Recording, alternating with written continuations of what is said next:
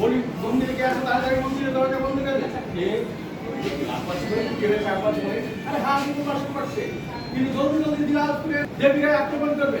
কি হাজিমুল বাসন যে হাজিমুল বাসনের কথা শুনে দিনাজপুরে হিন্দুরা পাথর করে যাবে সেই শয়তান আবার এসে দেবীকে আপনি চুপ করুন বৌরানি আপনি চুপ করুন আপনি মহারাজকে গিয়ে বলুন তিনি যেন এর একটা উপযুক্ত ব্যবস্থা করে দেন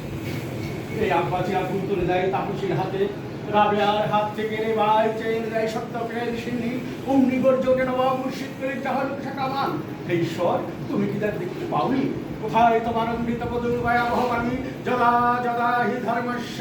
গ্লান ভবতি ভারত অভ্যুত্থান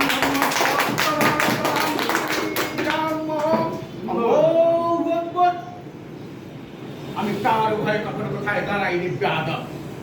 আজকে প্রথম দাঁড়াবেন খামোশ বেয়াদব তুমি আমার আজান শোনোনি হ্যাঁ শুনেছি তার বছর আমি নামাজ পড়তে যাবো এটা মসজিদ নয় হাজিমুল্লাহ স্বরূপ আর মসজিদ আমি বানিয়ে নেবো পারবেন না হাজিমুল্লাহ স্বরূপ এই মন্দিরে দীর্ঘদিন ধরে চলে আসছে না যাদের উদয় নারায়ণের পূজার অতীত আরে তোমাদের দেবতা পাথরের পুতুলেই তো আমরা প্রাণ প্রতিষ্ঠা করি ওটা হিন্দু কাপড়দের পুজো করি হিন্দুরা এখনো মরেনি ইমানদার মুসলমান এখনো শেষ হয়ে যায়নি এটা আফগানিস্তান নয় খোরাসান নয় বাংলা জানি যে আওলাদের যন্ত্রণা তো অহংকার করছো তাকে আমি জলদি জলদি বেঁধে মুর্শিদাবাদে নিয়ে যাবো হাতিয়ার করতে জানো জানো আরে জানি জানি চোখের মুখে উড়ে দেবো তোমার গায়ের গস হুঁশিয়ার জানো তুমি বহুত হুঁশিয়ার হয়ে তো হাসি না তোমার ওই নরম শরীর আমার তাজ বসে দেবো তোমার ওই পর্দা দেবো কাছে যাচ্ছে মুর্শিদাবাদে নামিয়ে তোমাকে আমার বাদি বানাবো এই হাই মেরা খুদা কি কসম